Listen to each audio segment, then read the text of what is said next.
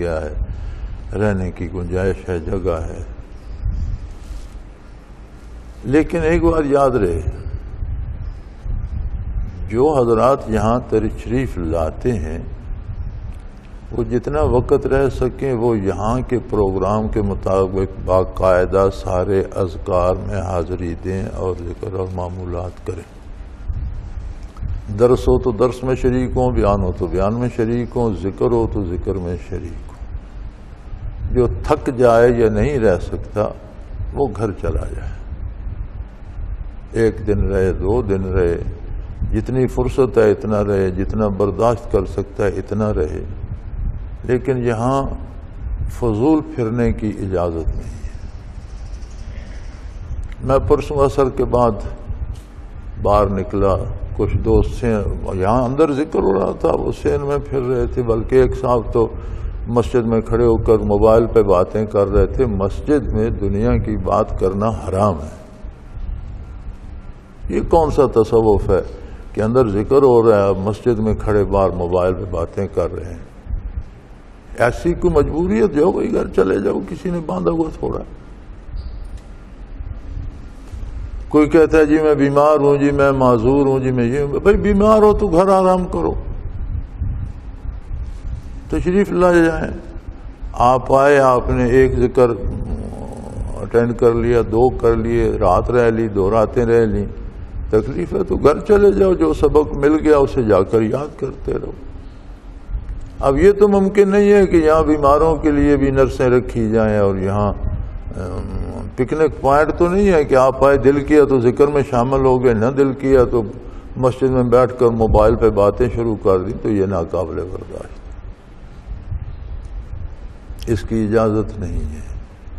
جس نے جتنا وقت یہاں رہنا ہے وہ یہاں کے سارے پروگراموں میں حاضری دے گا، اور جو محنت ساتھی کراتے ہیں وہ پوری کرے گا۔ جو سمجھتا میں تھک گیا ہوں، یہ میں نہیں کر سکتا، تو چلے جاؤ بھائی، کسی نے باندھا ہوا تھوڑا ہے۔ آپ اگر نہیں کر سکتے آپ گھر تشریف لے جائیں، یا پھر کوئی فرصت ہو پھر آ جائیں۔ لیکن جو یہاں رہے گا حکماً اسے سارے پروگراموں میں حاضری دینا ہوگی اور ساری مشقت برداشت کرنا ہوگی۔ اب تو یہاں تو الحمدللہ ایک نظام بن گیا، اللہ کریم دے رہا ہے اور آپ موج کر رہے ہیں۔ ناشتے میں حلوہ مل جاتا ہے اور شام کو تازہ بکرے کا گوشت مل جاتا ہے۔ ہم حضرت رحمۃ اللہ علیہ کے ساتھ مجھے اچھی طرح یاد ہے، ہم حضرت جی کے ساتھ جاتے تھے ایک جگہ، قادیانیوں کے خلاف بہت بڑا جلسہ تھا، ان کا بہت بڑا مرکز بن رہا تھا، اور حضرت وہاں تشریف لے گئے۔ ہم 5-6 ساتھی ساتھ تھے، اس وقت تھے ہی اتنے۔ تو زمانہ ذرا سخت تھا، اس وقت پولیس اور ادارے زندہ تھے، آج کل تو برائے نام ہی ہیں، اس وقت حکومتیں تھیں۔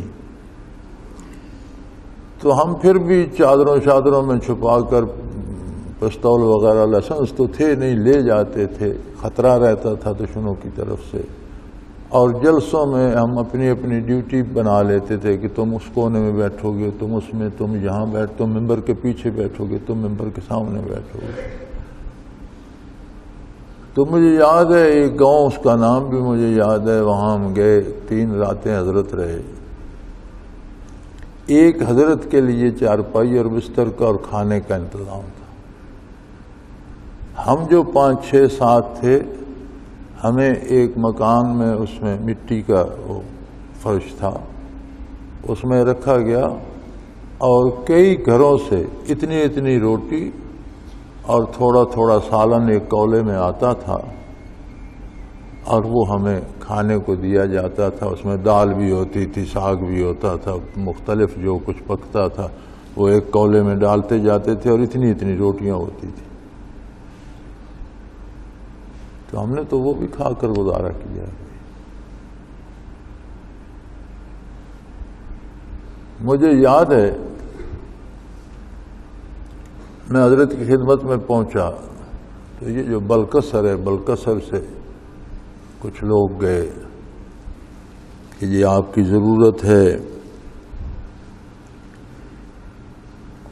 شیعہ حضرات کے ایک عالم ہوتے تھے مولوی اسماعیل، بہت وسیع المطالعہ شخص تھا اور بہت ووکل اور بہت جرأت سے بولتا تھا، بہت بڑی لائبریری تھی اس کے پاس، اور علماء اس کے نام سے بھاگتے تھے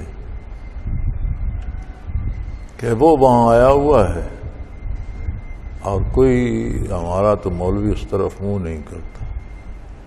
حضرت فرمایا چلو بھائی چلیں۔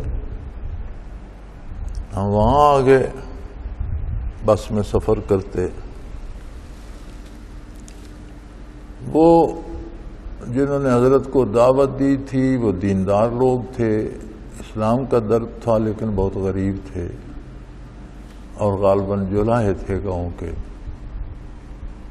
تو انہوں نے ایک چارپائی ایک بستر حضرت جی کے لیے لگا دیا، اور ہمارا وہی فرش الہی اور کچا کوٹھا اور باسی روٹیاں۔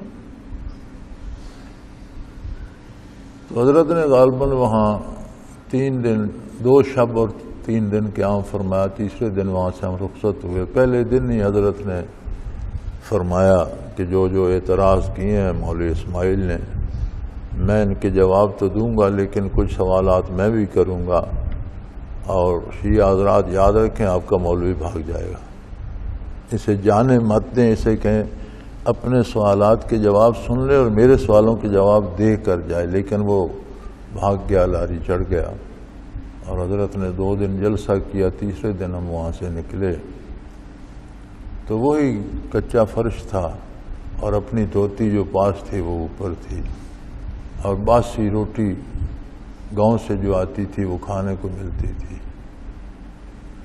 تو اس وقت اب تو گاؤں سڑک تک چلا گیا، اس وقت سڑک بلکسر گاؤں سے دور تھی، تو فاصلہ تھا، درمیان میں کھیت تھے۔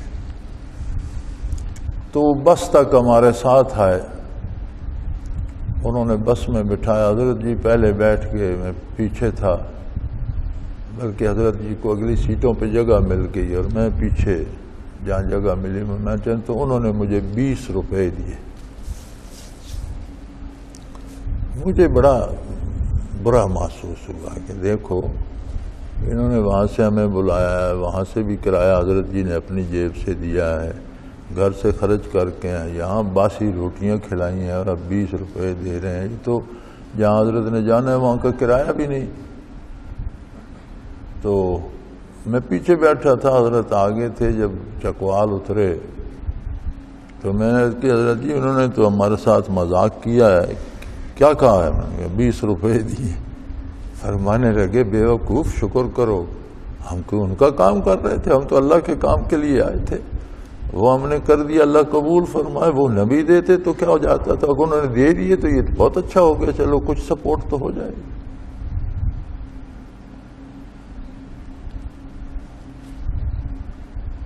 تو وہ زمانہ اس طرح تھا۔